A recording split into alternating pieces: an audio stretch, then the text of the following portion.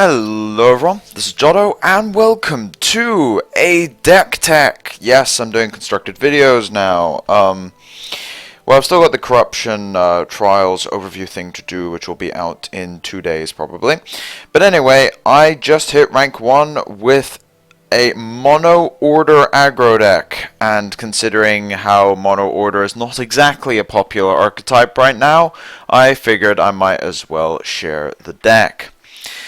So anyway, the metagame recently has been a bit, well, weird. So since Pioneers, we've had a 4 or 5 deck metagame.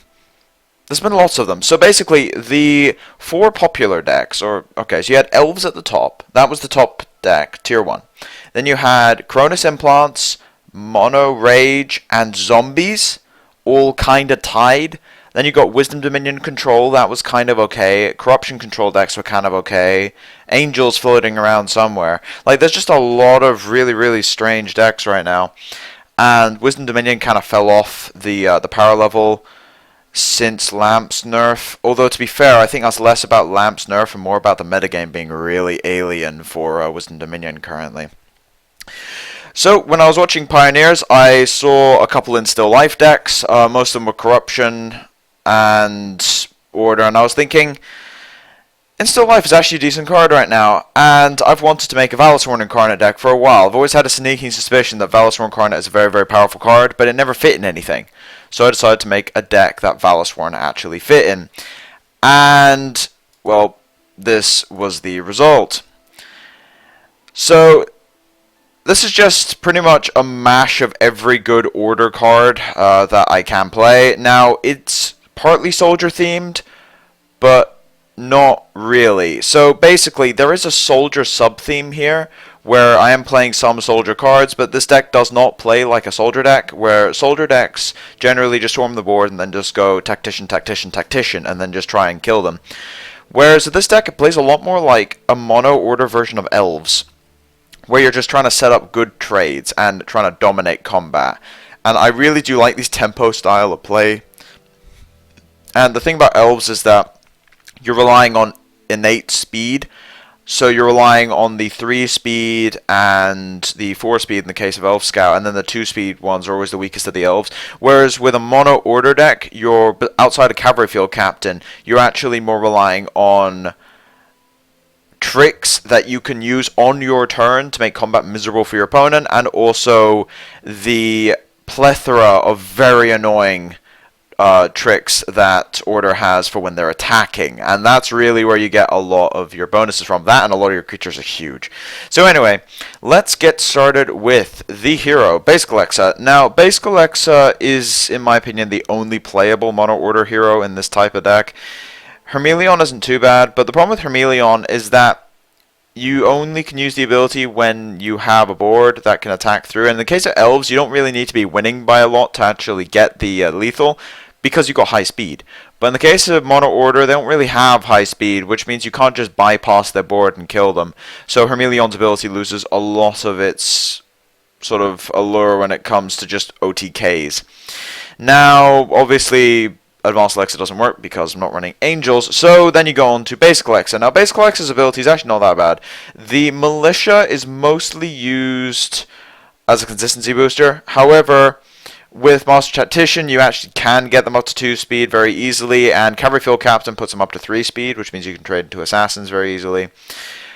And besides that, using might counters, you can get them up over the 1 attack threshold, so the Militias are reasonable in this deck. They're not fantastic, but Basic Alexa has always been a consistency boosting hero, as opposed to just a powerhouse hero when it comes to the power.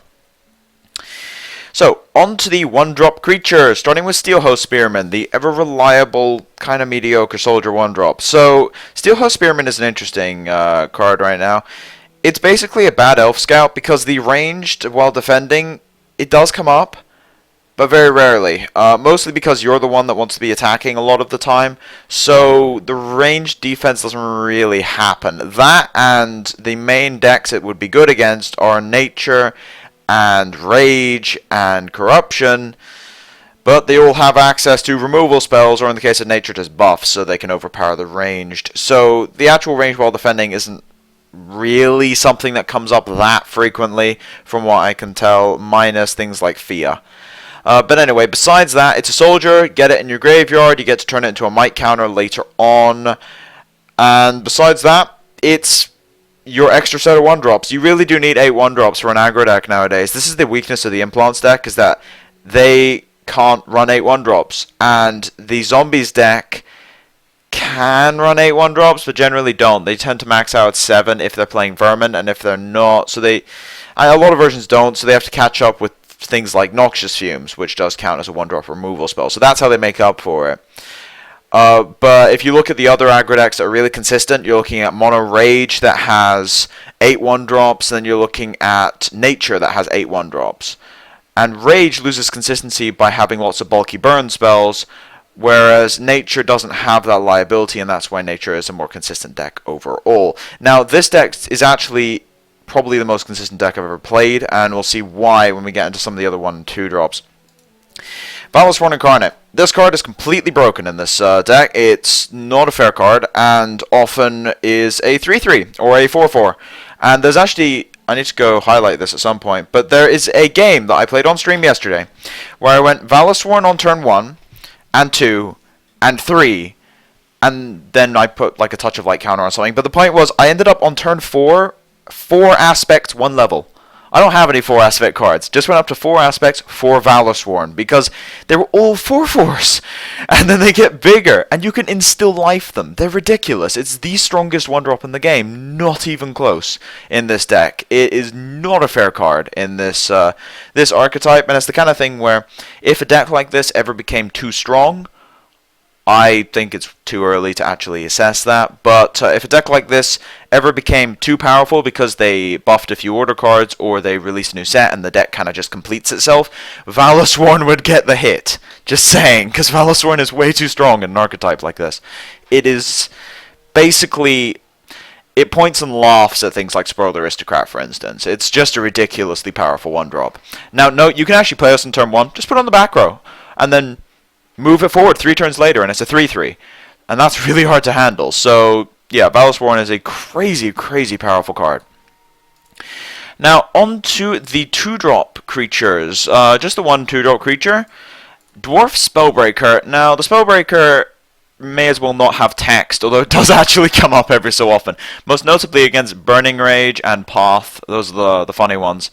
That and Electrostatic Storm. I have killed an Electrostatic Storm with this against 1-turn heal, but then it needs to not hit the Spellbreaker, which kind of sucks. But yes, Spellbreaker is not that bad. 2-2 for 2 is pretty mediocre. I could be playing the Priest instead. The problem is, I mean, the Priest works with Namir, 1 extra life. However, Spellbreaker works with Tactician and also gets converted into a Might counter later, so I'd rather have the Spellbreaker, frankly. But when it comes down to it, kind of the same reason why the Goblin is in the Rage deck. Like that 2-2 Goblin, it's really innocuous, but you kind of need them. You just need bodies to put on the board sometimes, and Spellbreaker is an okay 2-drop. Now, that's it for the 2-drops in terms of creatures. The reason for this is twofold. First of all, the hero power allows you to go 1-drop hero power, and that basically makes up your 2-drop. That, and you have a lot of substitutes, like you've got Guards, which you can use as a 2-drop, which we'll go over in a bit, and also Valorsworn leads to a lot of Valorsworn turn to Aspect plus a 1-drop instead of a mana into a 2-drop. So there is actually a lot of 2 Aspect, 1 mana openers with this deck, and as a result, a lot of your 1-drops double as 2-drops, so you don't have a consistency loss from only having 4 2-drops in the deck. In fact, it is basically non-existent. That, and if you're going second, there's a lot of 2 level 2 mana cards in this deck. There are 8 creatures with that requirement. And because you often go to 2 aspects, it means you get going second things like Valorsworn Cavalry Field Captain on curve. So going second, the lack of 2-drops isn't a problem, and going first, you can substitute it a lot. Alright, on to the early game spells before we go into the mid-game. Touch of Light. The only card out of the spells that I am running 4 of.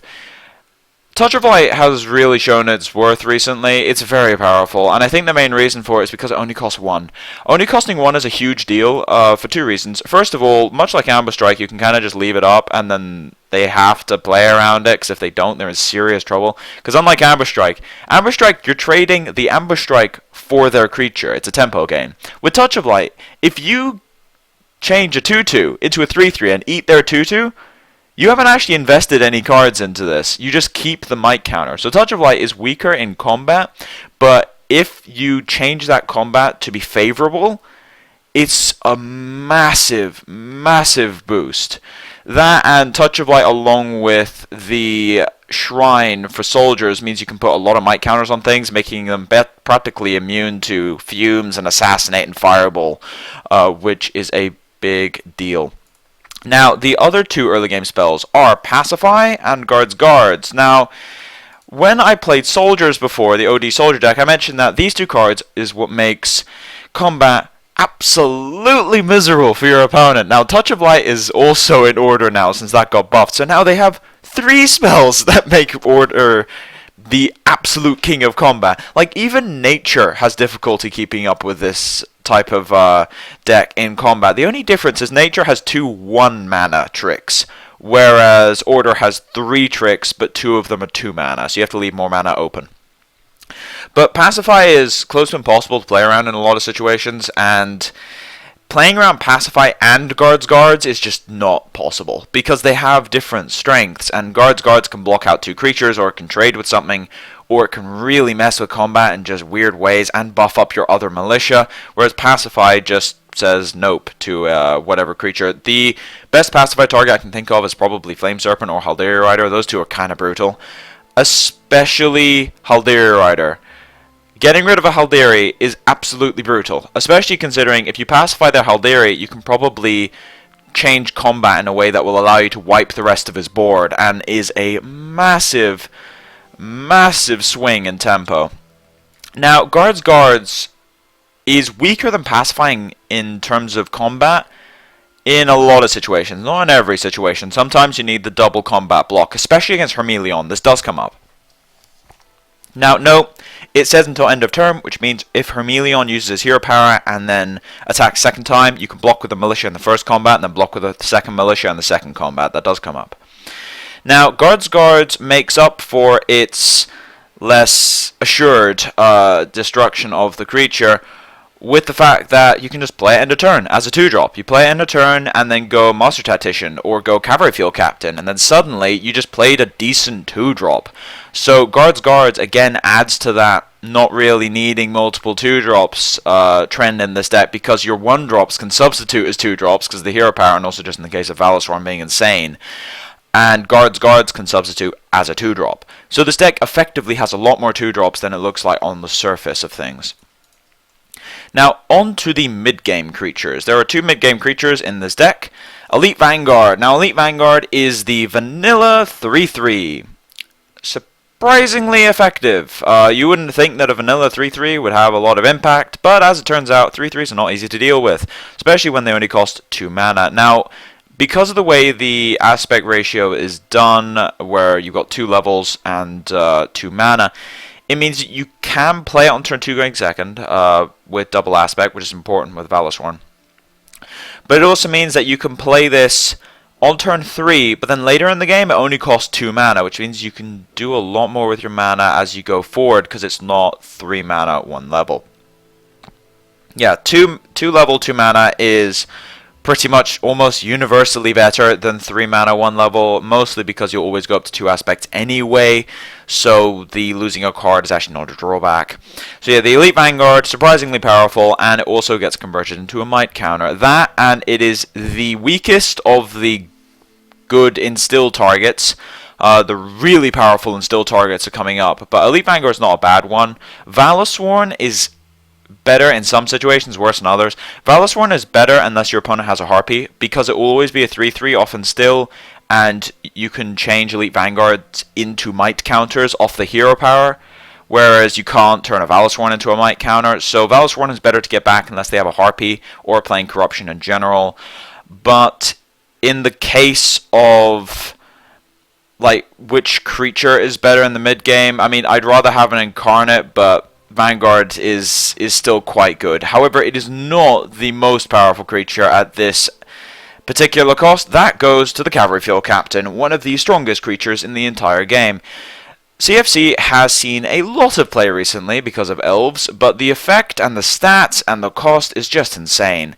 This card kind of reminds me of the old Unicorn, where it has the same stats, but it just has a ton of abilities to make up for any questioning of those stats not being worth the cost. And to be honest, I think like at this cost, 2/2, 3 speed, probably good enough. Maybe 3/2, 3 speed is what you're looking at for vanilla. You can't make it 2/3 because then it's just a better version of Silverblade Warrior, and that's already a good card. But +1/+1 and +1 speed on a buff is ridiculous. And this is one of those crazy instill targets where if you instill multiple Cavalry Field Captains, you will just wipe their board if you can attack with anything. Also, that second ability on CFC, being able to move it to the back row, is the most underused ability in the entire game, in my opinion. A lot of people don't understand how this ability actually works, but you can do a lot of neat tricks with this. You can attack something that's a favorable attack for you, and then say they ambush strike it, and you just retreat your Cavalry Field Captain out of combat. You basically just save the Cavalry Field Captain for no downside. Sure, you can't attack with it next turn because it's stuck on the back row, but you can move it forward and use it later. And this happens a lot against elves. You'd be surprised. They don't want to tornado outbreak it because then you get the effect again. So they'll use an ambush strike and then you just retreat it out of combat. You can use this to tie up blockers. It also means that attacking a Cavalry Field Captain when your opponent has mana up is impossible. In fact, the only reason to do it is to stop him from attacking with the CFC next turn, but it will infinitely tie up attackers if they keep having to do that because you just retreat it out of combat every single time they attack it. So that ability is actually quite powerful, and I would not underestimate it. Now, you can actually use the ability when you're exhausted as well as non-exhausted. So that does come up a little bit where you attack with the CFC and then you retreat it to the back row to play on a Fire Blast or something. Or just you bluff a trick and then if you don't actually have the trick you just retreat out because then they get the chance to use their own abilities, say like the Elf Hero Power of Sanctuary. Now, onto some of the later game minions. So we've got Master Tactician as a 4 of. This was a card that I switched from 3 and 4 of a lot, to be honest. It's not a fantastic creature in the deck. It is good enough, however. It does buff up your militia, which is quite useful, and it's a soldier for the hero power. And it does buff up Elite Vanguard as the most notable one. So yeah, it does have some synergy, but this will be buffing 2 things maximum, maybe 1. It's more of a late game card to use with the hero power, and it adds a little bit of extra punch to the deck. It's just a decent creature and is worth playing. But Tactician is not the all-star in this deck that he is in, say, soldiers, pure soldier decks. Because pure soldier decks just have a lot more to go off soldier-wise. Because they won't be going up to 3 levels, and they'll be playing a lot more things. They'll be playing a 4th guards. They'll probably be playing maybe heavy infantry even. I've seen some builds doing that. So yeah, Tactician is not quite the all-star he is in those decks, but he's still quite powerful. Now, the last of the creatures in the deck is Namir, one of the most complicated cards in the entire game. This guy has a lot of text. Yeah, he works off priests and off knights. Now, there aren't any other priests in the deck, so he'll only gain 1 life when you play him, which is not really a big deal, but it comes up every so often. So, yeah, it's sometimes relevant. Although, to be honest, I haven't played a game where it has been relevant that I can think of. But it probably does come up every so often. Now, his second ability, however, is very strong. So, +1/+1 is a Cavalry Field Captain trigger, basically. When you play him, you get to use the ability and attack something. Yes, you get the exhausted creature, but it's a bigger body, and it costs more in general. However, if you have a Cavalry Field Captain on the board, this becomes +2/+2. And if you have 2 Cavalry Field Captains, +3/+3. So Namir's ability is slightly scary once you start instilling Cavalry Field Captains. And is something which is very difficult to come back from. That and 3/3 with 3 speed is an absolute nightmare for pretty much every deck in the metagame right now. Against red, they can fireball them, sure. But if you have a, say, Touch of Light, or if you have a Might counter off the Shrine, suddenly it's a 4/4, and then what do you do about it? Nothing. You can't attack it with Flame Serpent. They have to Dragon Fire this guy. That is not something they want to be doing. So he's basically immune to red once you would actually be playing him.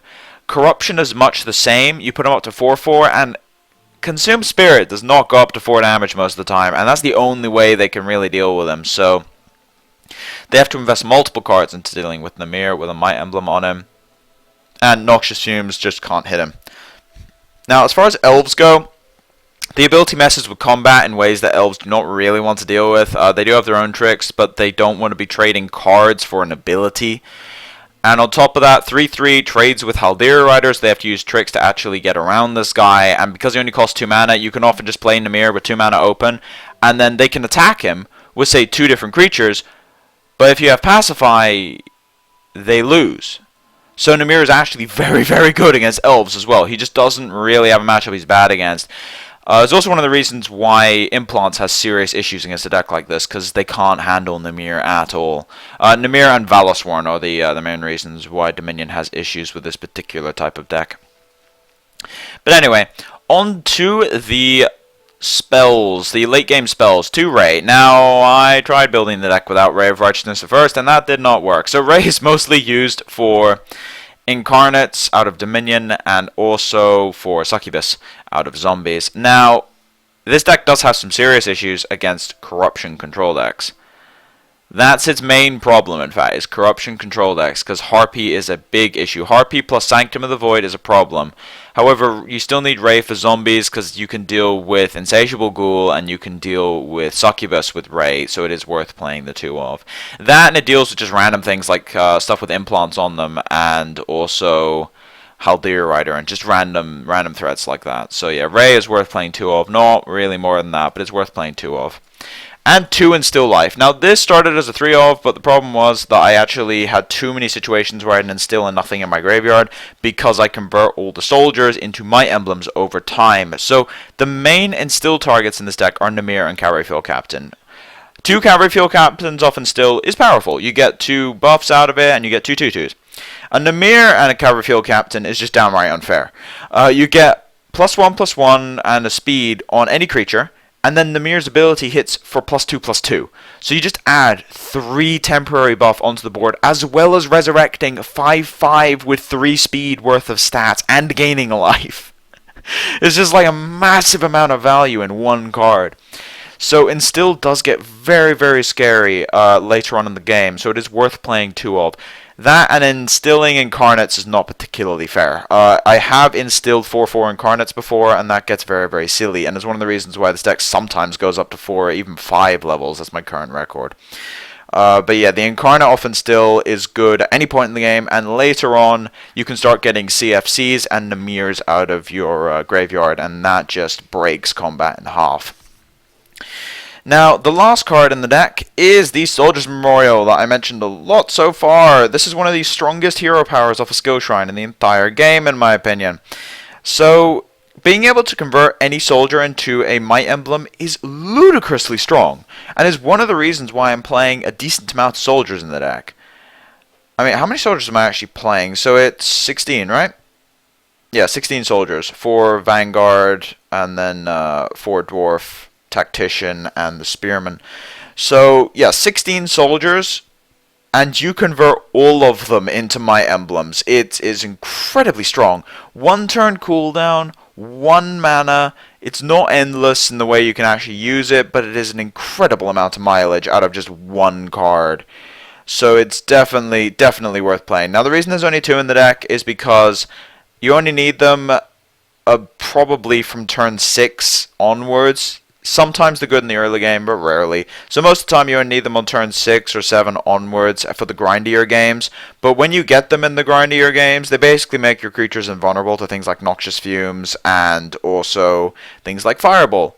So yeah, it's very, very brutal. That, and when you're against elves, you get to convert your soldiers that they manage to kill with tricks into Might Emblems to put on things like Cavalry Field Captain and Namir, making them immune to anything they can really do. And it's one of the reasons why this deck, matchup-wise, is interesting, because from what I can tell, The deck itself is bad against Corruption Control decks because of Harpy Sanctum, because they sacrifice all of your level 1 creatures, and then Sanctum deals with your level 2 creatures, even though there's a lot of higher level stuff in the deck. So yeah, Corruption Control decks are an issue. Then you've got Wisdom Dominion, which is on its lowest point right now, from what I can tell, which I can't decide whether it's a good or bad matchup. I played against 5 Wisdom Dominion decks, and currently 3-2 against them, but every single game's been a landslide. So I think the way it works is just if they have the Cataclysm on curve, and then probably another one. Like, they need 2 Cataclysms in repetition, and then they can actually break through. They also need to be a bit more creature-based. The more creature-based decks seem to be doing okay. But when it comes down to just ramp, draw, Cataclysm, they're probably dead by then. Not even joking. They're probably dead by then. The fact that they can't really use Assassinate on anything is what really makes it bad in the early game. So you're going to test a lot of damage in. The only problem is if they have multiple Cataclysms, you can't really push damage. The only way of doing it is multiple guards, and then Tacticians. That pushes damage, but that's about all you can do. So you can end a turn guards, and then Tacticians, but there isn't any other form of reach in the deck. At least sort of from hand. You have a lot of buffs you can throw on things, but you do need creatures on the board in the first place. But besides that, every other matchup has either been favorable or roughly even. I think Elves has been about 60% win rate against Elves, which, keep in mind, that probably results in an even matchup simply because of, like, on ladder, skill difference will actually change your win rate by a decent chunk. So a 60 to 65% win rate probably results down to about 50-50 matchup. But the rest of the matchups have just been ridiculous. I think Rage, I don't think I've lost a Rage with this deck yet, which is not that surprising. But I don't think I've lost a Rage with this deck once, in fact. Okay, no, I lost to a Rage deck. I've lost to a Rage deck twice. But in one case, it was a Wisdom Dominion control deck that was just using Dragon as a win condition, so I'm not sure if that counts. And the other one was mostly just the Corruption deck that beat me. Where he was playing red-black control, but it was mostly the Corruption side of the deck that was the problem. But I haven't lost to any aggro red decks yet. Come close once or twice, but I haven't lost to any. Besides that, Implants is about... I think I played 5 games against Implants. 4-1 against Implants. Lost 1 game to Double Nerm Surgeon, but besides that, it's been fairly good because they just can't keep a creature on the board. At least a creature that can attack on the board. And if they put an Implant on a Raven, you just use Ray of Righteousness, and then that deals with that. I'm trying to think what else is there. Zombies has been good. It's a bit backwards because they don't have Harpies, so that makes the matchup very, very, very beneficial.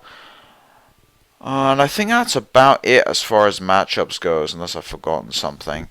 But yeah, the deck's been fairly good against most things I've thrown it against. It's only... I think I've played about 40 games with this deck now, and I've lost 6. But yeah, we'll go on to a friendly game with this, because I do not want to play a ranked game currently. But yeah, I think the deck has lost 6, maybe 7 times. 6 times that I can remember. And I've played well over 35 games with it. I think I'm up to about 40 to 45 games with this particular list. I ended up climbing from about 1720 to 1835 or something, I think is what I'm at right now, roughly. And for anyone that has been in top 10, climbing once you get past 1800 is incredibly difficult. It turns into... You basically need a 75% win rate to go up in points, because any loss will usually result in a drop of about 30 rating, and any win is about an increase of 10, or less in some cases. The game that I won to get to rank 1, I only gained 4 rating from. So, yeah, the amount of rating you get from games drops off quite drastically. So, it actually takes a lot of games to go up even 100 points. But besides that, I think I'm fairly happy with how the deck has turned out. I think the metagame right now is interesting because there's a lot of tier 2 decks running around. And it's just kind of bizarre that only a few changes resulted in this much deck diversity. Now, this is not a keepable hand. This is a very, very bad hand. This is considerably better, especially considering I'm against a red deck. So, what I found with this deck is that because of how the 1-drops and 2-drops interact with each other, there's actually a massive amount of keepable hands. I think about 60 to 70% of hands are keepable, which is a quite astonishing number if you really think about it. Word of Fire, that's okay. So because he used the Spark, I now can go for a Spellbreaker. I'm going to go for a Soldier's Memorial up here because my next turn is going to be Militia plus Soldier's Memorial to deal with any 2-drops he can play. Now, it is an on-board trick, so he can play around it, but it's still worth doing. And in fact, if he, say, plays something, moves it back, I'll actually put the Might Emblem on the Militia. Oh, that's interesting.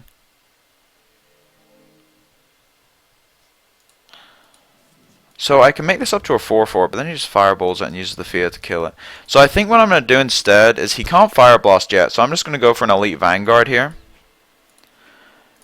And then next turn I can put my emblems on something and then hold up Pacify, Touch of Light.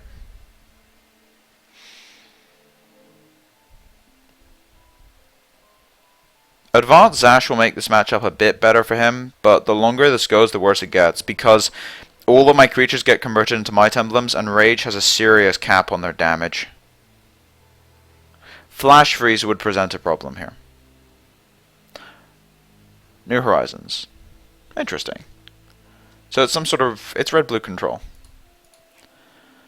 There's a Cavalry Field Captain. Now, he can Fire Blast. I think what I'm going to do here is just play the Cavalry Field Captain and use a Might Emblem.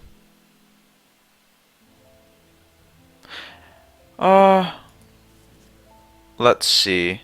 I've got Touch of Light to deal with Library Guards, so if I play the Cavalry Field Captain, if he goes Library Guards, he can't really do anything.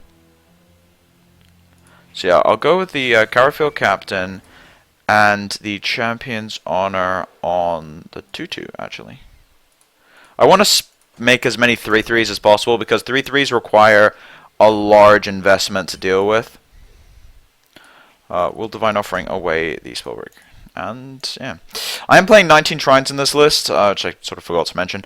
Yeah, 19 Shrines, 2 Skill Shrines is more than normal. Normally I'd say 18 Shrines, but the problem is you need 3 levels with this deck, whereas most other aggressive decks only need the 2 levels, so you can kind of afford 18 Shrines. In the case of Burning Rage, it's kind of cheating because you get 1 level out of Burning Rage and you also draw a lot of cards, so you actually don't go up that full 3 levels with the 18 Shrines. So yeah, 2 Skill Shrines and 19 total. Notably with Elves, I've been playing 18 and 2 Skill Shrines. However, the difference is you do not need 3 levels in that deck.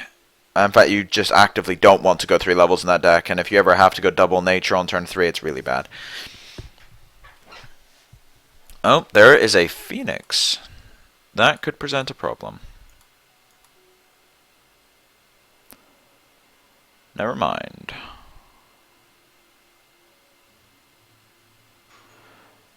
I think I'll keep the CFC back, and I'll just attack like this. I can double Touch of Light. Put them up to 4/4s.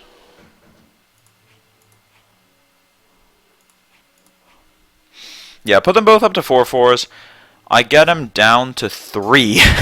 And then I've got Pacify up for the Phoenix. Now, 4/4s are very hard to handle with for Rage. It's outside of Word of Fire and Fireball range currently. He needs to Dragon Fire one of them.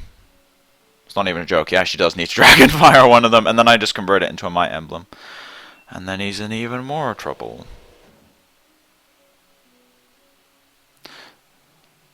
He can't really attack with the Phoenix at all. It's another issue. If he does Dragon Fire the Spellbreaker, for instance, what would you Dragon Fire here? Fire Blast. He's trying to go for a Phoenix attack here because I think he's realized he cannot win a longer game. So now I've just got the Pacify for the Phoenix. One of the cleanest ways of dealing with Phoenix in the entire game. The only cleaner way of dealing with the Phoenix is Helm. That also does it. And that's game. I don't think there's anything you can have. yeah. Very, very difficult for Rage to deal with this kind of deck. And that wasn't even a valorsworn incarnate opening. Valorsworn incarnate openings are completely unstoppable for a Rage deck, simply because they go up to 3/3s on their own. And if you have Touch of Light, it goes up to a 4/4 on a 1-drop. Something else I forgot to mention about valorsworn, it will often get Tornado Outbreaked. And it's a 1-drop, so you just replay it. It's not even a tempo loss. So yeah, that card is very, very powerful. But anyway, that's about all for this particular deck tech. I'll put a link to the deck in the description if you just want to refer to an image. But as now, it's been Jotto. If you like the content, please subscribe. Have any feedback, put it in the comment section below and I will check it out. But as for now, this is Jotto signing off.